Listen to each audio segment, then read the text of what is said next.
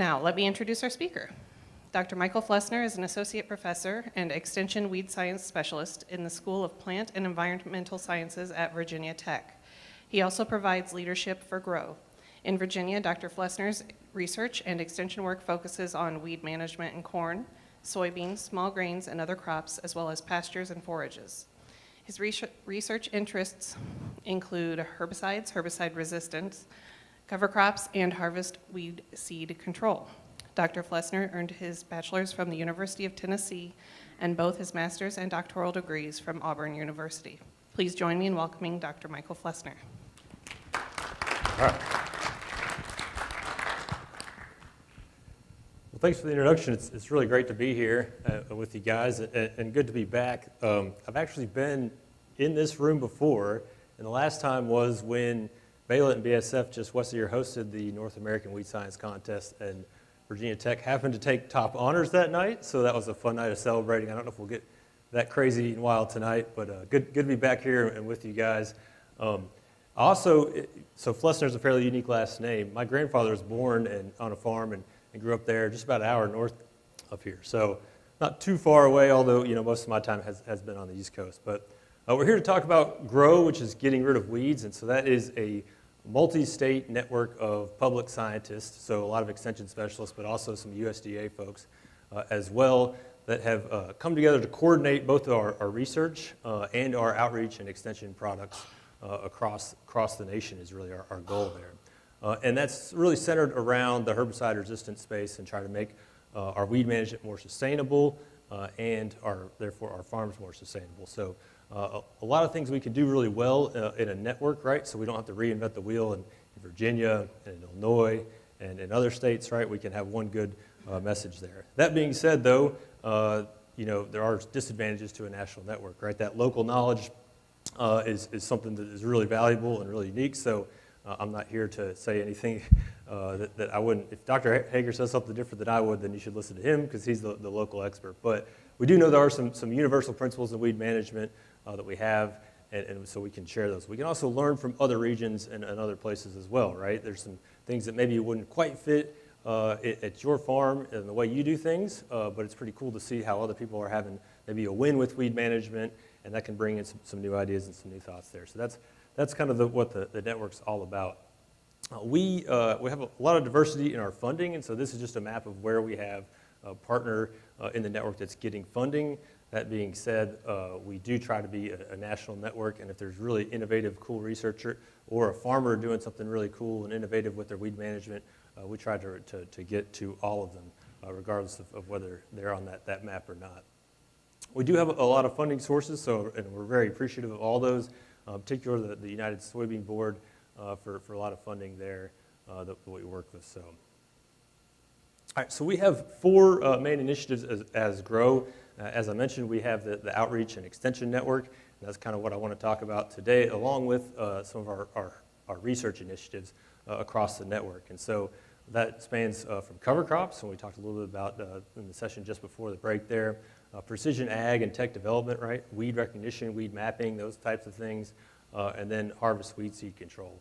So we'll talk about a little bit of each one of these things.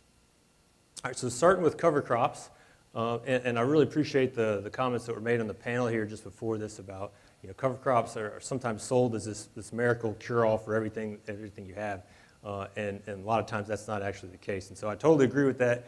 If we're going to grow a cover crop, we've got to have an objective and a purpose in mind, and then we're going to have to manage it just like we manage our cash crops with that objective and purpose in mind. So one of those things I think can be weed management, and in particular for soybeans, like we're here to talk about today.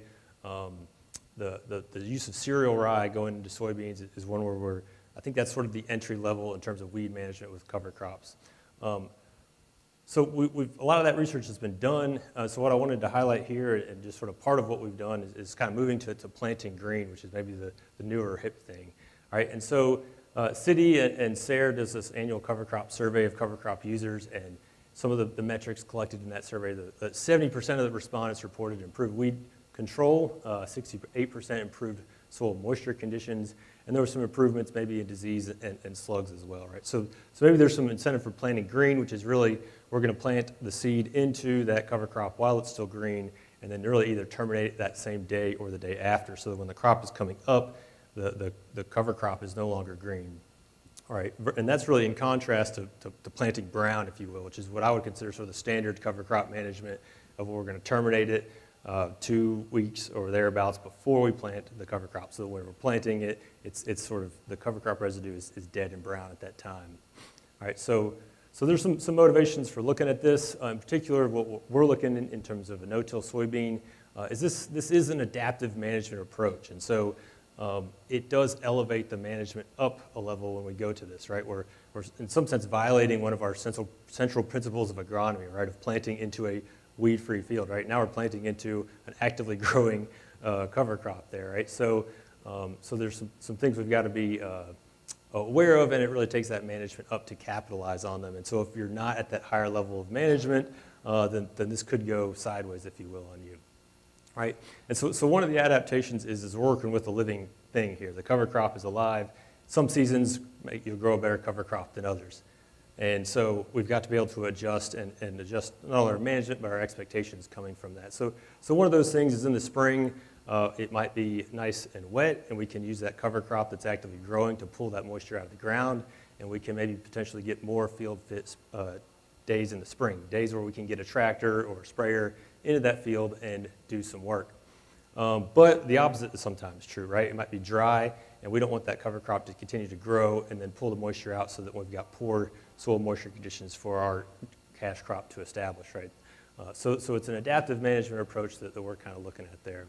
Of course, specific to weeds, there's also questions about how does weed suppression potential differ across production regions, right? And that's something where a multi-state network is kind of uniquely poised to take advantage of that. We know that what happens here in Illinois is probably not going to be the same thing that's going on in South Georgia, for example.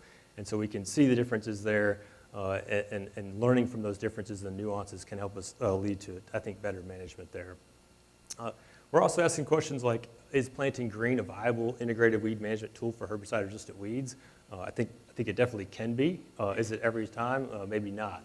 So we'll look at that a little bit. And then, of course, if it is a tool for managing herbicide-resistant weeds, is there an opportunity, particularly with the price situation that it is right now? Can we maybe reduce our herbicide input costs because of those cover crops? And so those are some of the questions that we're looking at across the network. And just to give you a flavor of this is one ongoing experiment, so these are preliminary results, but looking at the effects of cereal rye termination timing in the herbicide program. So this was high and low fertility sites, and that was basically sites coming out of either corn or soybean the previous year, with and without for cover crops there to compare the winter fallow to the cereal rye cover crop.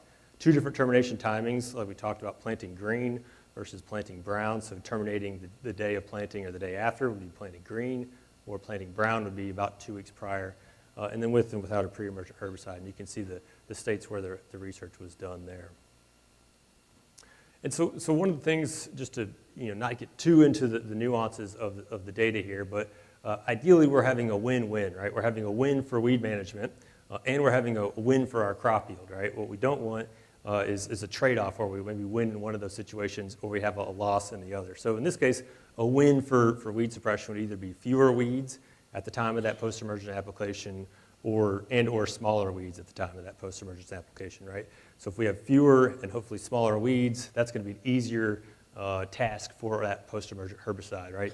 Easier to clean up. And of course, if we're treating fewer weeds, we're exposing less to that selection pressure, and that's a good thing for herbicide resistance because it's really just a numbers game there. So you can see whether we're planting into a brown cover crop killed 14 days prior to planting, or planting green, so killed 1 day after planting, about a third to a quarter of those times across those 2 cover crop management scenarios, we were having a win-win where we had better weed suppression and we had a better yield there. And we also had some win and draws, right? And that's, I think, still overall a win in this case, where we had a better weed suppression, but we didn't see really an improvement in yield there. What we see with soybeans, though, is that we didn't have that trade-off very often. So we had this, the win-loss was really there very small times across the number of site years that we have. And so we've got that upside potential for maybe better yield, maybe better weed suppression, but we don't have that downside risk when we're planting green or brown with the cereal rye system here in no-till soybeans. So I think that's a real good thing.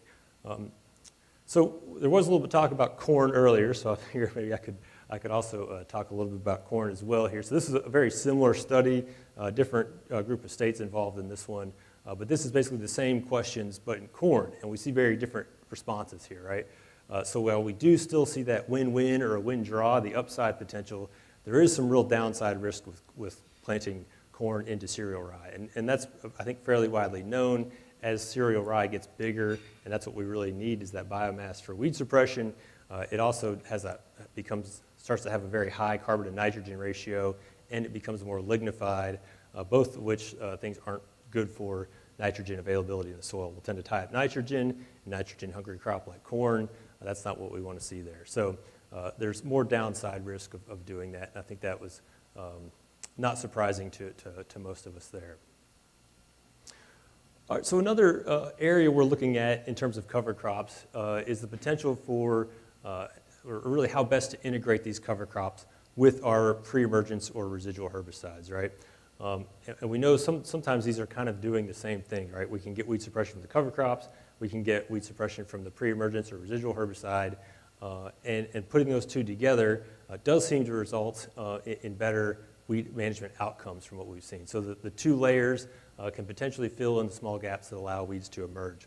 There's also potential, I should emphasize, for the presence of cover crop to maybe lower the herbicide concentration needed for weed control. So you can see in the picture that the seedling, pigweed seedling coming out there, it's stressed from that cover crop residue.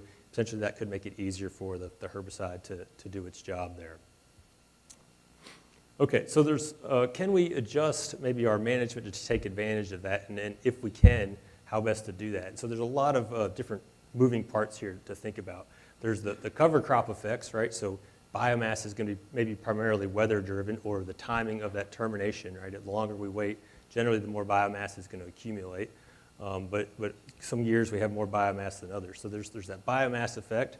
There's the species of cover crop or mixture of species that we chose to put out there. And then there's also the residue management. Are we going to roll that cover crop residue down or leave it standing? And all these things kind of have implications for how it's going to interact with the herbicide. There's also some herbicide effects. And so when we put out that herbicide, whether we put it out planted green, right? So we could put out our burn down herbicide and then wait maybe 2 weeks to put out the residual herbicide. And so it would be going into a brown cover crop or dead cover crop residue. Versus if we put the pre-emergence and the burn down herbicide together, they're going on a green, actively growing leaf there, and you can imagine though the intact the cuticle on the leaf surface, the cells actually moving things in and out of it actively, that might actually result in very different amount of herbicide coming into the plant. And once it's in the plant, it may not wash off and get to the soil where we need it for weed control there. So that application timing and then some of the characteristics like the water solubility and the mobility of that herbicide are things that could matter here, right? And so how do we manage with all these things going on? So it can be fairly complex given all the different herbicides and cover crop management scenarios that are out there. So we wanted to look at this, and it's important to recognize that we eventually want that herbicide to get to the soil, right? That's where the weed seeds are. That's where it's got to be as they're germinating and emerging for the herbicide to do its work. And so there's sort of two steps for that herbicide to get there, or two potential steps. So it can go straight from the boom right to the ground. You know, given that amount of cover crop residue, that seems unlikely, right? A lot of it's going to be intercepted by that cover crop, and that's not where the weed seed is, right? So if you can kind of see the difference, there is like a petri dish of soil there in the image on the left, right? And so we put those out, sprayed over the top, and then we'd pull that away, and we could measure the concentration in that soil in that petri dish. But then the second step is the wash-off, right? Whether we have a cover crop out there or not, we need an activating rainfall for that herbicide to work.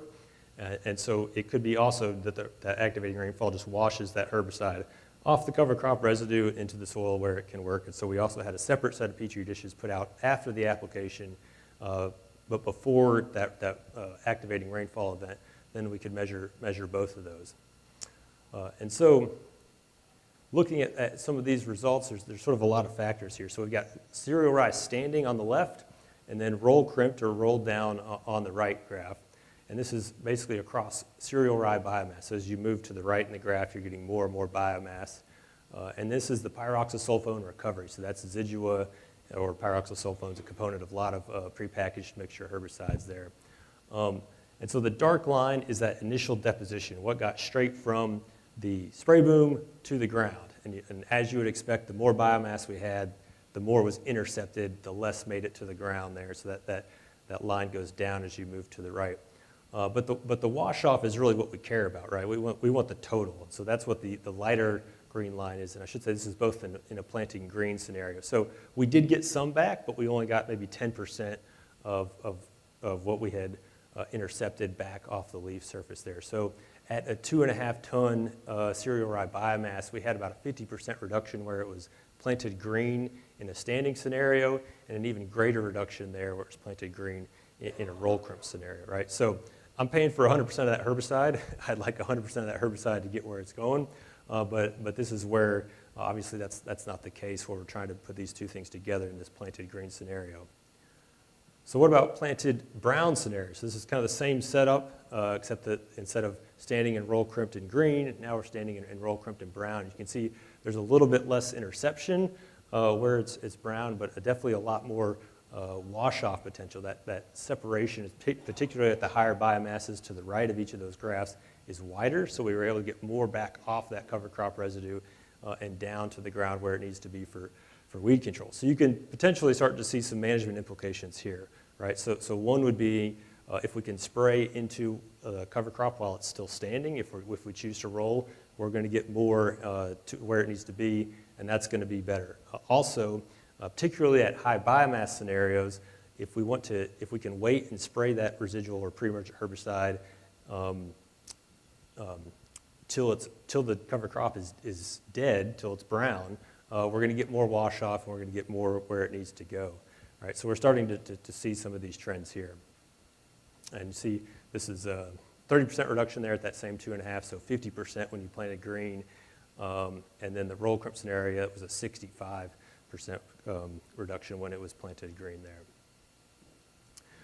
So this work, along with some other work, and a lot of this is from Dr. John Wallace's lab at Penn State, starting to look at some of these. We know these chemical factors about these herbicides, their solubility, their mobility, and polarity and stuff. And we can start to relate those to how they're going to interact with some of these cover crop residues. And so preliminarily, we're seeing that things like pendimethalin, if you're going to use that, so prowl in a cover crop scenario, that's got really low potential for wash off. And so maybe that's one we'd want to avoid if we could, if we have a different herbicide that still gets the efficacy on the weeds we want. The ones in green, those have the moderate to high. So when you look at like maybe pyroxasulfone is one of the group 15 herbicides there. That might be a better choice than some of the other group 15s in this particular scenario, like acetochlor, metolachlor, or dimethenamide, right? And you could kind of make that same comparison for isoxaflutol, balanced flex, compared to like mesotrione, right? Where you maybe have a slightly higher potential for wash off, and that might be a slightly better decision there. All of the things being equal, of course, in your farming scenario there. So we're starting to develop some of these recommendations, and that's what's feeding into our website and our outreach material. I did want to include, so that might give you the idea that, wow, if I'm planting cover crops and I'm going to lose maybe half of my herbicide in that cover crop residue, maybe I should just skip that herbicide. And that would be incorrect, so I didn't want to leave with that impression here. So this is some data of on-target post-emergent herbicide applications in these different cover crop management scenarios and kind of the timing of that residual, and then are we going to be effective in terms of, is this an on-target application? So on-target application would be we're treating a 4-inch weed or less, right? We know that that's above that size threshold. Our herbicides really don't work very effectively. We're starting to put out a less effective dose, and so there's a lot of, obviously, recommendations I'm sure you've heard about treating weeds that are 4 inches or less, right? So at that post-emergent herbicide application, how likely are we to have a weed that's really off-label? It's too big. All right, so we want a low probability here. So there's kind of two things we're looking at. One is the rye termination and planting date. So there was at the standard date, termination, so it was terminated at the boot, and then planted, when rye would have been at the anthesis stage about 2 weeks later. So planted brown, kind of standard management, versus an early planted green, so terminated at the boot and planted at the boot, or planted green late, so it was rye was allowed to grow to the anthesis stage, and then we planted grain at that time. You can see that the probability of greater than 4-inch weeds is only 5% in that scenario. So that's a really good win for the cover crops. But when we add the residual herbicide to it, that's where we get really the big effects. And so without a residual herbicide, we were, 2/3 of our fields would have had a weed too big, a weed that bigger than we would have wanted to be treating it there.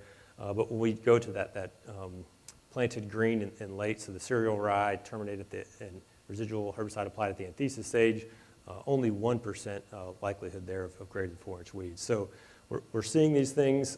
It is a complicated management scenario, and so this isn't for everybody, right? You've got to be willing to put in the management and be able to manage individual fields sometimes to really capitalize on these things. But that's some of the cover crop research that we're doing. I hope you find that interesting. Again, that's going into our outreach material and driving some of that. I did want to mention also our precision ag and tech development and what we're doing with Grow there. And this is a little bit stuff that's a little further from seeing maybe the farm level, but I think you'll see the connection there and where it's going. So one of the big, I think, public sort of goods that we felt like we could contribute as a network is an agricultural image repository, right? So if you're trying to make various platforms that are going to use machine learning to recognize weeds, you have to have somewhere in the neighborhood of 10,000 properly labeled and annotated images to feed into that machine learning. And sometimes that's not just per species, that's almost each growth stage too, right? Because some weeds can look very different at various growth stages, right? So it's a major bottleneck for even big companies like John Deere and Blue River, but certainly I think it's inhibiting a lot of startup companies from having this. And so basically we've automated in some ways, and in some ways just put in the work to capture a lot of images there with the ultimate goal of developing this, and a lot of it's already been done at this point, but having a labeled database that then kind of anybody can use, and so maybe even someone who wants to develop something that's open source and free to access for everybody, or maybe we can make some of the other commercial technologies even better. But having this database of labeled agricultural images is important. So we're looking at cover crops, weed species, and of course our major agronomic commodities and also specialty crops as well. So this is the states in the network that are doing that, 9 states and 10 partner institutions. Currently, we've got 38 weed species in there, 15 cover crops, and then 3 cash crops. And that's also certainly something we're going to look to keep developing in the future. Once you have these labeled images, right, then you can start to do things that you've probably heard about and seen some companies start to do. We can just start to do things like mapping and identifying weeds in the field, but also performance of not only the cash crop, but maybe the cover crop as well. So we know, see that image on the right. Yield maps are interesting, but what's driving those yield differences is sometimes hard to know, right? So the more layers of data we can put into that in terms, so that could be how did our cover crop perform? That could be a layer that helps inform that, or where were the weed patches in that field, right? That's another layer that you can start to add in with that kind of stuff. That's where the network is going in that regard. So right now it's on this Weeds 3D. It's a low-cost platform for weed mapping and biomass estimation. So just off-the-shelf cameras and trying to basically streamline all the way to the technology transfer part where we can give a product to a farmer or a consultant. So get the hardware linked up with the software and the data flow to where there's something really easy and user-friendly there at the end that we can use. So of course, all this is kind of driving precision weed management, right? Can we maybe do something if we can locate the weed in the field? We can also then do something to try to kill the weed in the field, right, at that specific spot without treating the area around it, right? And so we're seeing technologies come on the market like that, and Grow is obviously trying to invest in some of that as well, whether that's a physical method of control, whether that's a thermal method of control like a laser or flame or something like that, or whether it's a herbicide application there. All right, so we are in that space as well. And then the other research thrust that we have is harvest weed seed control. So I don't know if you've heard about harvest weed seed control. I hope most of you have by this point. But this is something that's come out of Australia. And this is Ray Harrington's farm here, who's actually one of the seed impact mills has really developed and carries his namesake there. But basically, we're trying to, as the name implies, manage the weed seeds with the harvest operation, right? So This is in Australia, that's rigid ryegrass in wheat. And of course, we know that if that enters the combine's going to do a great job of just spreading those weed seeds out, right? And it's important to recognize that in this particular case, he had run out of effective herbicides to control this. So he was either forced to innovate or stop growing wheat. It's kind of your two options right there. So he chose to innovate. But it's important to recognize that these weeds here, in his case, were herbicide resistant. But it's also, these are the fittest weeds of the year. They've adapted to his field, his unique production system, his rotation, and anything he's thrown at it to try to control it that year, whether that's herbicides, crop competition, maybe tillage, other things, right? And so it kind of just makes a lot of sense to try. Why are we rewarding these weeds that have beaten us by spreading out their seeds and making that infestation worse in that field and potentially dragging it to other fields? Right, so what he developed was the Harrington seed destructor, which is in the bottom left there. So basically, there's multiple makes or brands, if you will, of these seed impact mills. But his is the one in the lower left there, the integrated Harrington seed destructor, or IHSD. And there's also the Redicop, that's the top left, that's out of Canada, so the Redicop seed control unit. I'll see if this video plays of the seed terminator. So all these mills kind of act like you see the hands turning the pulley. Obviously, that would be a belt once it's in operation, but that gives you kind of an under the hood look at what's going on. So the chaff material that has the weed seeds in it, if we get it harvested properly, and we'll talk about that, that falls into the middle of those rings, and those are spinning about 3,000 RPM. And so it's pretty much just physical steel force that's either cracking seed coats or damaging the internal organs of that seed that are killing it. So it's got to get through the bars that are spinning there, and then the stationary bars, and it's going to get hit maybe 4 or 5 times as it exits that mill there. All right, so it's not just Australia that has this problem, right? We've got our own suite of herbicide-resistant weeds, and I'm sure you've seen fields where they're out of control there at harvest. Maybe that top left, we could hand pull that weed, and I would encourage you to do that if it's a driver weed for you, like water hemp probably is. But that bottom right field, that's a field in Virginia with common ragweed in it, right? And we're just not going to hand pull all that stuff. So this could be a way to really start addressing the weed seed bank at a time of year when we're not doing other things, but it could easily integrate with our production system if all goes well. So one of the first things the Grow Network did was, okay, we need to see if the seeds are actually still on the plant at the time of harvest, right? Because you guys know a combine, it's not a vacuum. If that seed's already fallen to the soil, it's not going to get sucked up and then be dealt with at the back of the combine. So when are the seeds shattering, the timing of that for our weeds in soybeans? And so we looked at across the network 9 grass species and 13 broadleaf species, and then also tried to figure out what's driving some of that seed shatter. We ultimately a little bit unsuccessful in determining the drivers of seed shatter. But one of these, again, it comes back to this network. So we got a lot of different environments to look at, and I think that's what you want in a data set like this, because you're not going to have the same conditions at harvest every year. You might get a big rain event, you might get a thunderstorm, it might be perfect, and so seed shatter is going to vary by that. So looking at it, can we count on this reliably every year is important.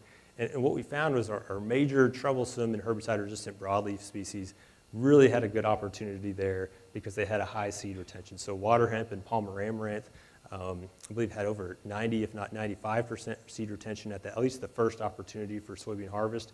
As the weeks go by from that first opportunity, the combine doesn't always get to the field right when it's ready for harvest. We did see some seeds start to shatter and fall to the ground, but we did have very good seed suppression, generally speaking, for those major broadleaf weed species. The grass species, maybe not so much. There were some that initially held on to a lot, but they fell off much quicker than the broadleaf species, right? And so grass species, 50 to 75% seed retention, I'd say just generally speaking, at the time of soybean harvest there. So maybe not as good opportunity for the grass species, but a lot of our problem weeds are the broadleafs right now. The next question we have is are the weeds exiting the combine in the chaff fraction? So the seed impact mills and the other harvest weed seed control devices are basically only dealing with the chaff fraction, what's coming off the sieves or the shoe of the combine, not what's coming off the beater and over the top of that. All right, that still goes through the chaw shopper, and that's still spread out because we don't have to mill everything, that's going to take a tremendous amount of energy and therefore a tremendous amount of diesel, right? And so they're only treating that fraction, and so there is a baffle inside the combine that kind of is added when you put one of these on to keep those two streams separate. But so what we had here is basically somebody riding up front, and we were pouring weed seeds down in the front of the combine and then trying to catch those as they come out of the back, at least as best we can, comparing basically seeds of the same lot with a germination assay, and that's what we're calling seeds that sort of escaped harvest weed seed control by passing through in that straw fraction. So we want to see very little of this, right? Because that means the seeds are either going into the mill, and we'll see if they get killed there with some of the data, or they're going into the grain tank, which obviously isn't ideal, but from a weed management standpoint, they're getting carried off the farm, so I'll call that a win. maybe as long as we're not getting ducked at the elevator, then that can also work. But ideally, they're going to the seed impact mill. But what we saw here, passing through the straw, the top end of that chart is 2%, right? So we basically had, of those 5 species tested with an IHSD on a combine, less than 2% coming out in that straw fraction there. With the Redicop seed control unit in soybean, that we were able to test 3 weed species there, and it was also less than, in that case, about less than 4% of the weeds. So most of the weed seeds are going where we want them to go in that situation. We also took some data in wheat. There, same kind of story, about less than 5% of the various weeds we looked at. Some differences among species, but agronomically speaking, probably not differences that we're really too concerned about there. So we've got, generally speaking, for our broadleaf species, the seed retention's there, they're going to the mill, then are they being killed, right? And we looked at this in a couple different ways. One was with test stands. So those are the 2 pictures on the right. So Redicop and DeBruin Engineering, who makes the IHSD, supported this with providing those test stands to us. And that's good because trying to find a farmer who's willing to pour herbicide-resistant weed species into their combine is kind of challenging to find, you might imagine. So the test stands allowed us to test a lot more species and be able to control some harvest conditions and test how the chaff flow rate affected kill, how the chaff moisture level affected kill, and things like that. But we did also do some on-combine testing there, and so generally you'll see like some proxy weeds, substituting like canola for a mustard species and that kind of thing in the data here. But to kind of summarize all the data for the test stand, so there's 2, the species is on the left, the Redicop is the center column, the IHSD is the right column. The lowest numbers on there are above 98% kill. So if we're getting the weed seeds in the mill, they're more or less being killed there. And this was basically done, we took the seeds right out of the mill, put them in a germination environment. If you can imagine, we've got snow on the ground right now, right? If a lot of these seeds, the kind of less than 2% that weren't initially killed, they've got a good opportunity to come up in the greenhouse, and we called those basically not killed. But if we crack that seed coat and then we put them out in an Illinois winter, a lot of those are probably going to have an infestation or freeze and die there. So there's some additional research that's not on here. We're probably going to get another 1% of that seed probably die from just trying to have an overwinter after soybeans there. So the test stands were very effective. When we tested on the combine, basically very similar results, if not even better here. So this is the IHSD on soybean. Those 5 weed species all controlled over 99% in that case, as well as with the Redicop seed control unit. Where we did see a reduction in seed kill was with, in this case, annual ryegrass. So that was a domesticated version you could put out for cover crop, although I wouldn't recommend it for a cover crop personally, or put it out for like winter forage for cattle, right? So basically the same species as Italian ryegrasses was what the proxy there was. And there, in this case, we were about 90% kill with that Redicop seed control unit. So that's, for whatever reason, seems to be the really tough one to kill is ryegrass in our wheat there. But still, 90% seed kill is pretty good, right? If we had a herbicide that was 90% effective, that would be a pretty good herbicide, and I think we'd be generally happy with those results, especially given there's not really a more effective option here. Okay, so we've seen that. So then the question is this actually affecting driving down weed seed banks on farm? And so that's kind of where we currently are with our network of having Redicops and IHSDs on farm, as well as we've introduced some chaff lining sites. And so that's kind of the same idea, that what's coming off in that chaff fraction is just basically going through a funnel, and instead of it being funneled into the mills where it's being killed, it's just being deposited on the ground in a line there, right? So we're not killing the weeds, but we're also not spreading them out over maybe 100% of the field, right? They're going to be concentrated to about maybe 18 inches wide, somewhere in there to maybe 2 feet. And so we're greatly reducing the amount of spread there. But that also, then we've got some residue concentration things. So there's a give and take, as with many things in agriculture with chaff lining, but that's certainly a lower cost for entry there into that. So that's what we're doing right now. And we're calling this the WAC experiment: weed, seed, harvest, and condense or kill. If you're an academic, you've got to have an acronym or it's not very good research. So that's what we came up for on this one. And really there's two kind of separate experiments going here. One is a corn-soybean rotation, looking at with and without cover crops and with and without the harvest weed seed control, however that was implemented, or rotations with wheat or rice, where it was basically at least one of those crops every other year, and that was just a with or without harvest weed seed control. So that's what we're doing right now. I can say right now it's ongoing, and so we don't know exactly where this is. Preliminary data is preliminary data. In some cases, we are driving weed seed banks down. In some cases, we're not seeing an effect. And so at the cases where we're not seeing an effect is we went to farms that had a weed problem, right? And so you can imagine we're only eliminating inputs into the weed seed bank. But if the weed seed bank is really built up at a very high level, then even though we're eliminating inputs, it's still basically an unlimited resource to populate next year's weed bank, or sort of emerged weed community. So we've got to get all that exhausted before we're going to start seeing declines, I think, in some of those cases. And so that's kind of one of the things that we're seeing there is definitely, it's going the right direction in some cases, maybe not in others, and that's kind of our current thinking with that. We've also seen, and the manufacturers of these seed impact mills would recommend that you're on a Class 8 or bigger combine. Sometimes we found growers that are willing to cooperate that had a Class 7 combine, and they were basically running out of horsepower in certain situations. And then when you run out of horsepower, you've got to slow down, right? And nobody wants to slow down during harvest.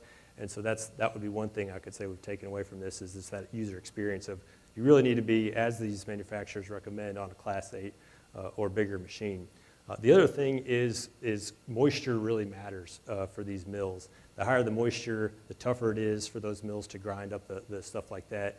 Chaff moisture is not grain moisture. So what you're seeing in grain moisture on the screen in the combine may or may not be what's actually going through the mill. So those are two very different things. And so the higher that chaff moisture, and it's really correlated to the amount of green material you're probably seeing as you're combining, right? If you still see green weeds out there, or maybe you sprayed a fungicide and the soybeans are staying green a little longer, there's still going to be green material there, and so that could be a challenge for these. So we're learning some of those operational things, but again, we've got some ongoing things there with that.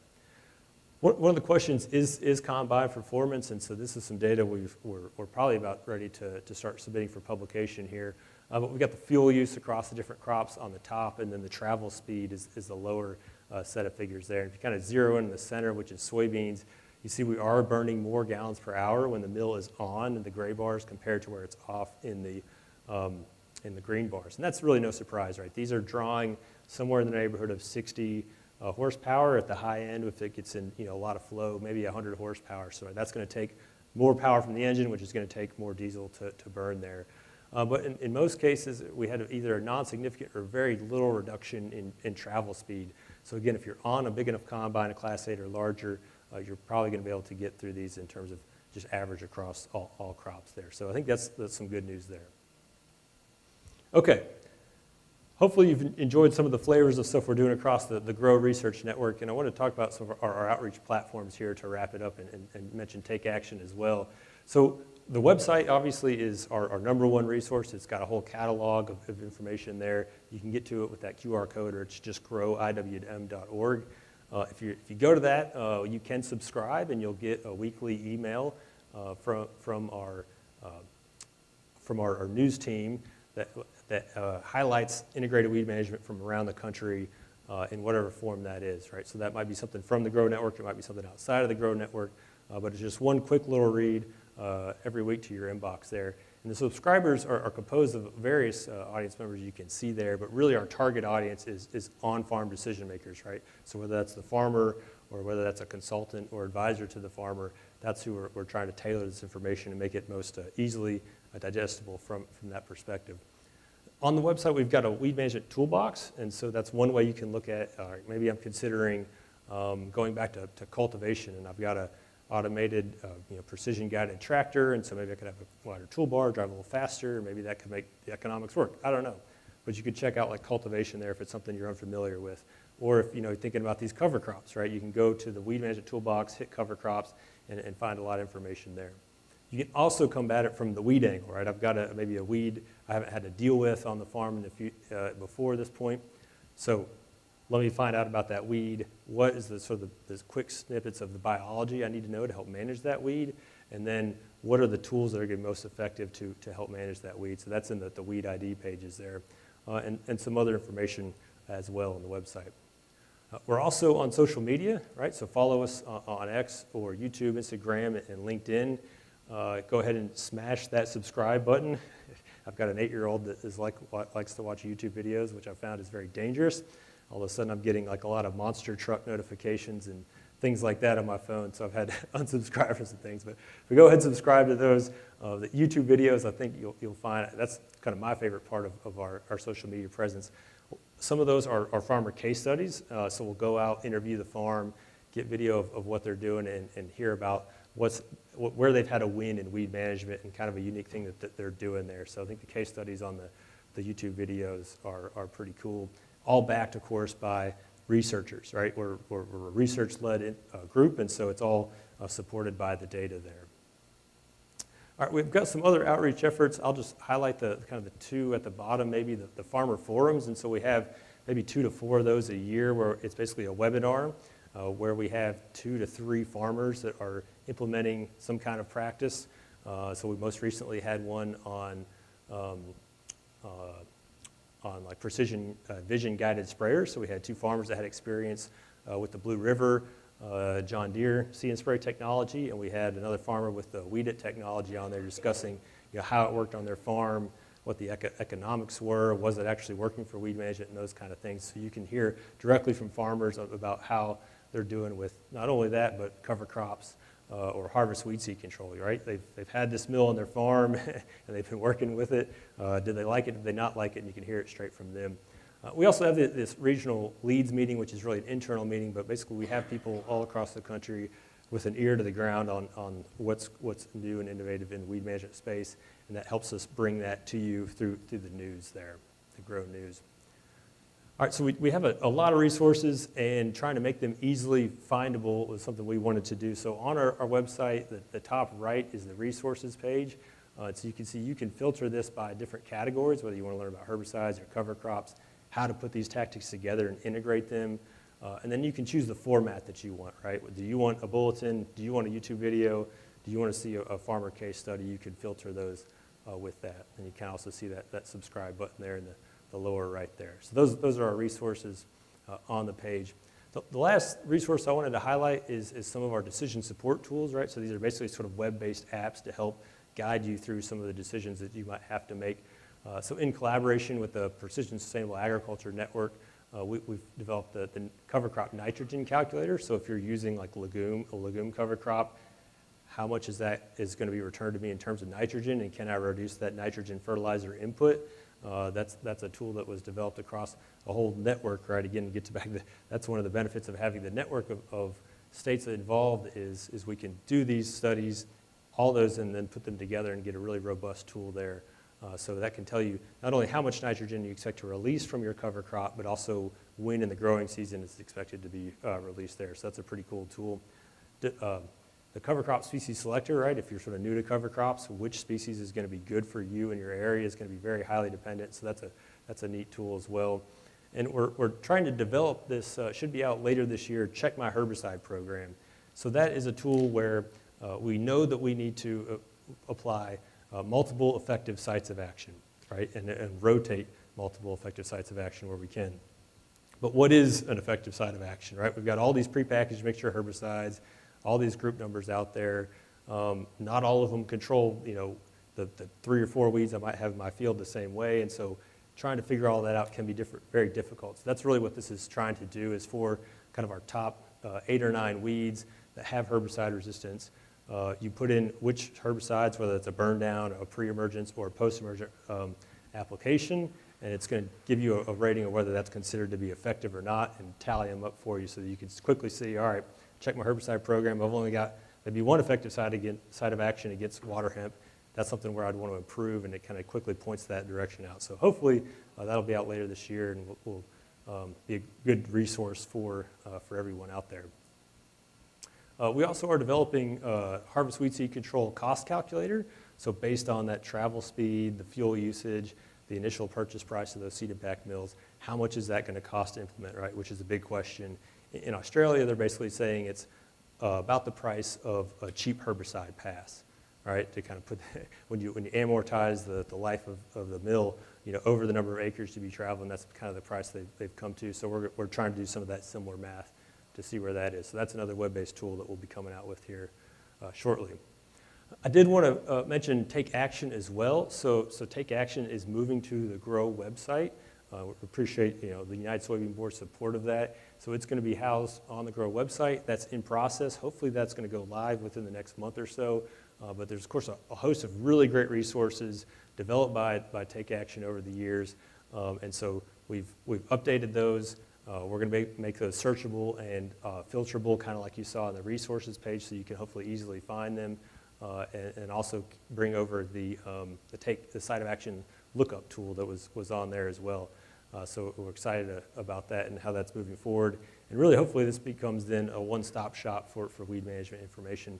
Grow, you can probably see we've really focused on the non-chemical side of things, whereas Take Action focused more on the chemical side of things. So putting the two together, I think, really makes a lot of sense there. All right, I did bring some Grow resources with me here today, and so I kind of wanted to quickly highlight those. One of them is the Weed Management Planner, and the idea here is that putting these things together, integrating all these different options and tactics, can be kind of difficult. So this is basically if you've seen a herbicide guide where you've got different weeds on the table and then different herbicides, and there's ratings for how effective each of those herbicides are on each of those weeds. This is basically a bunch of different weed species there with a whole lot of production practices, right? Planting timing, fertility placement, right? Whether you're doing that broadcast or 2x2, what's your crop rotation, cover crops, tillage if you're doing tillage, how those affect all those weeds. And so then you can quickly say, all right, I've got a problem with maybe this weed, and I can go right up and down that column and see which practices would be, orange, which would be ones that actually might be detrimental for me for that weed, and things I'd want to avoid, or things that are green or dark green that we'd want to implement because those things are going to be helpful for that weed.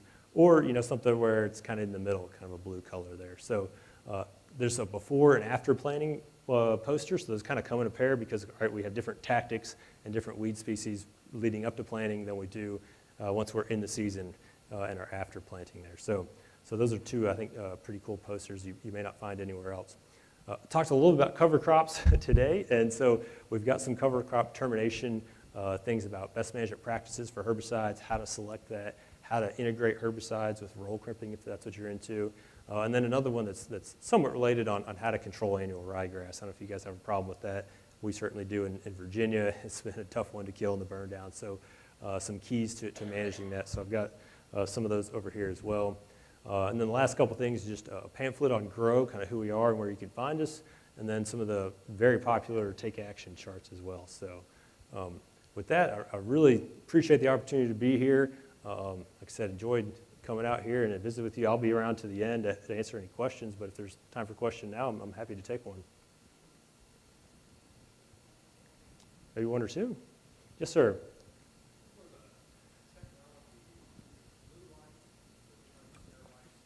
Mm-hmm. Yeah, so the question was, there was a technology with blue light and maybe sterilizing seed and kind of where's the state of that. So Global Neighbor was the company that developed that, and it did show some promising results. I believe Texas A&M University had some data showing that it did have some favorable results in terms of efficacy against weed species. So Redicop, who makes the seed control unit, actually has a partnership with them, and so the idea is right now they're trying to develop, instead of a seed impact mill, basically integrating that blue light technology to manage weed seeds as they come off the back of the combine. And if they can make that work, it should be an option that's available for lower horsepower, so class 7 and lower combines. whereas the seed mill's, a Class 8 and above combine. So that is where that blue light technology is, to the best of my knowledge right now. It hasn't died, but it's not really commercialized just yet either. Good question. Other questions?